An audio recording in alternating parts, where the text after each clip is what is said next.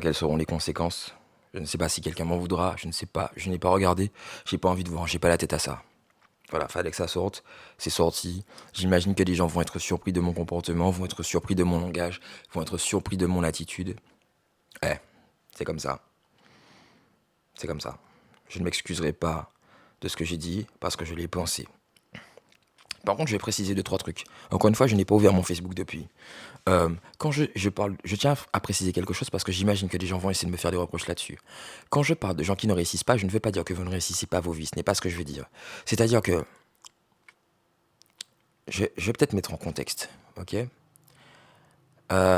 Moi, une des problématiques que j'ai dans ma vie depuis très longtemps, c'est que je n'ai jamais vraiment assumé mes ambitions, surtout plus jeune. J'ai toujours eu des grandes ambitions, j'ai voulu faire de grandes choses. Je prétends pas que c'est pas votre cas, je ne sais pas. C'est pas ce que je dis, ok. Pour qu'on m'invente pas une vie. Je dis juste que de mon côté, la seule personne que je connais vraiment, euh, j'ai toujours eu des grandes ambitions, j'ai toujours eu envie de faire des grandes choses, mais venu de là d'où je viens, c'est-à-dire de pas grand chose en fait, j'ai toujours considéré ça comme impossible.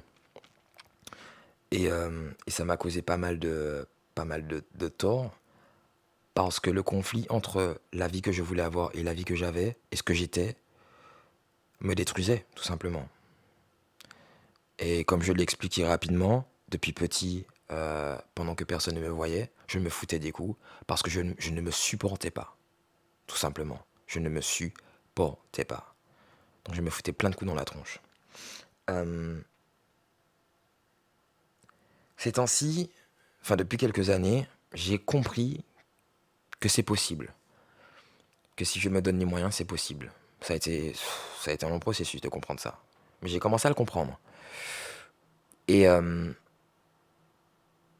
partir de ce moment-là, sachant ce que je risque si je ne fais pas ce que j'ai à faire, je me dis, attends, avant tu ne savais même pas que c'était possible, tu te détruisais déjà, tentative de suicide, etc. J'en ai parlé vite fait aussi. Donc tu, si maintenant que tu sais que c'est possible, tu ne le fais pas, je serais déjà mort. Je serais déjà mort.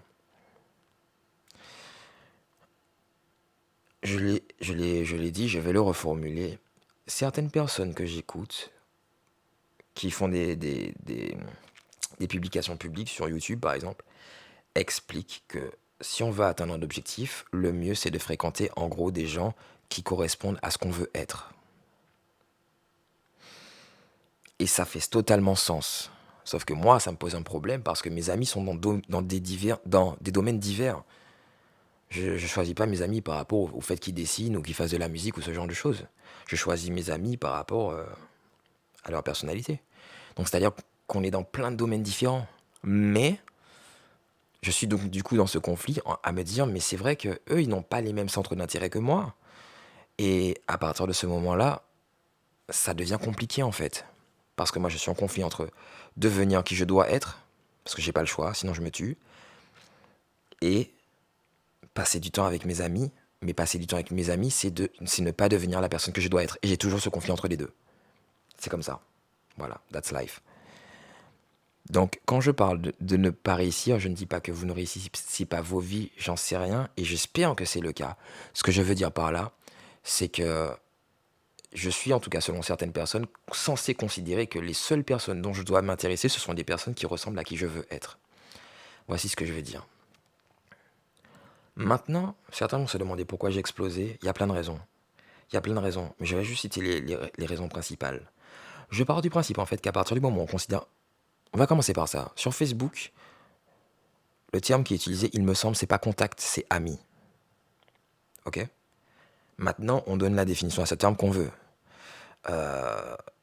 Certaines personnes rajoutent les gens parce que ça les amuse. Chacun fait ce qu'il veut. Moi, la plupart des gens qui sont sur ce Facebook-là, en tout cas, sont des gens que je connais, avec qui j'ai grandi. Je pense qu'il doit y avoir 4 à 5 personnes que je connais pas vraiment dans ce Facebook. Deux que j'ai interviewés et deux autres, je sais pas pourquoi vous êtes là en fait. J'en sais rien. Et en fait, ça signifie que ce terme, jusqu'à nouvel ordre, jusqu'à ce que peut-être qu'un jour je vais rajouter des gens pour le fun, qui sait. Mais pour l'instant, vous êtes mes amis. Pas juste des amis Facebook, vous êtes mes potes, en fait. Et considère que le principe de base de l'amitié, c'est que quand il y a un problème, on en parle. Parce que l'une des pires choses qui puisse arriver, c'est justement qu'il y ait des quiproquos, que des gens racontent des choses dans le dos des autres, et j'imagine que c'est ce qui se passe, et c'est pour ça que ça m'énerve.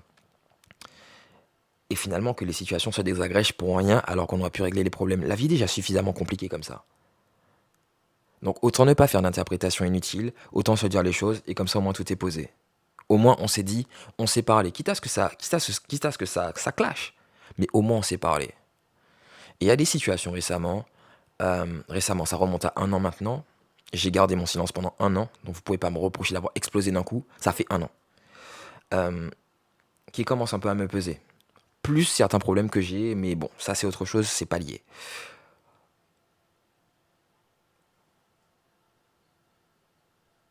Ce qu'il faut que vous compreniez, pour certains d'entre vous et certaines d'entre vous, c'est que même si je ne le manifeste pas à répétition, je tiens quand même à vous. Même si je ne prends pas de vos nouvelles souvent. Comme je l'ai dit, parce que dans ma tête, je suis débordé. Et j'arrive pas à gérer toutes les choses que je veux faire. Pour l'instant, j'y parviens pas. Donc à ce niveau-là, je suis littéralement paumé. Et c'est pour ça qu'il y a très peu de gens à qui je parle. À partir du moment où je tiens à vous, même si je ne vous parle pas, ce qui vous arrive m'affecte. Ok ? Et en particulier quand j'ai une responsabilité par rapport à ça. Makemi en l'occurrence. Je sais que certains vont me dire de ne pas parler du problème, mais je ne suis pas le genre de personne à ne pas parler des problèmes. C'est ça que vous n'avez pas compris. Donc si vous ne voulez pas parler des problèmes, vous n'avez qu'à me supprimer. Parce que je le ferai toujours, c'est moi. Et je considère que l'amitié, c'est ça. Il y a un problème, on en parle. Je ne suis pas obligé de tout savoir par rapport à la problématique en question, mais en tout cas en ce qui me concerne. Et mon rôle, c'est que si j'ai créé un problème, je le rectifie. Point barre. C'est tout. Je le rectifie autant que je peux. Je pense que c'est logique, je pense que c'est même un principe de loyauté. Donc, je ne t'en veux pas de ne pas m'avoir parlé. Tu avais très probablement tes raisons.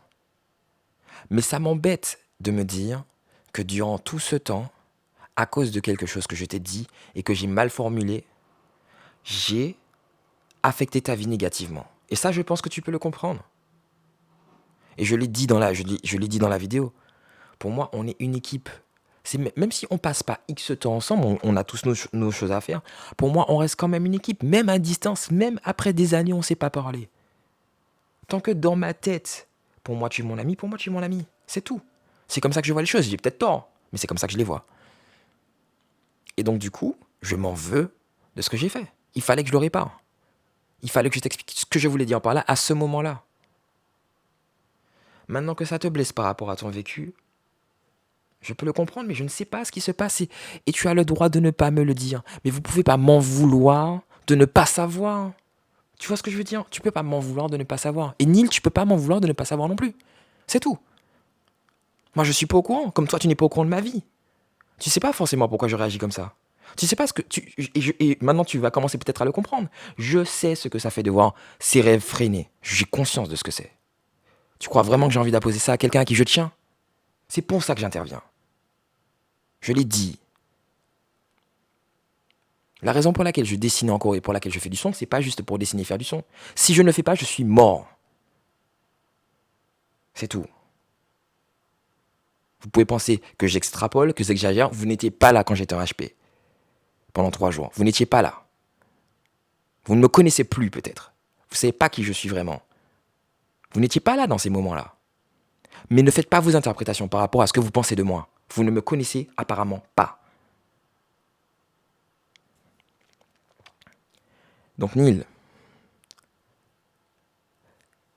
tu peux, comment dire, tu peux réagir comme tu veux, mais ne t'attends pas à ce que je me taise. Parce que manque de bol pour toi, je tiens à toi, même si on se parle très peu. C'est aussi simple que ça. Aussi simple. Donc, à partir du moment où je vois que quand je t'écris, tu es froide, quand j'essaie d'aborder le sujet, tu me dis non, laisse tomber, c'est pas lié à toi, je fais quoi? Parce que tu me fais la gueule pour quelque chose, mais je sais même pas ce que c'est. Donc je fais quoi? Je te zappe? Parce que c'est la seule option à ce moment-là. Et si j'en ai pas envie, je fais quoi? J'attends et je garde ça pour moi pendant 5 ans? Je tiens à la vie.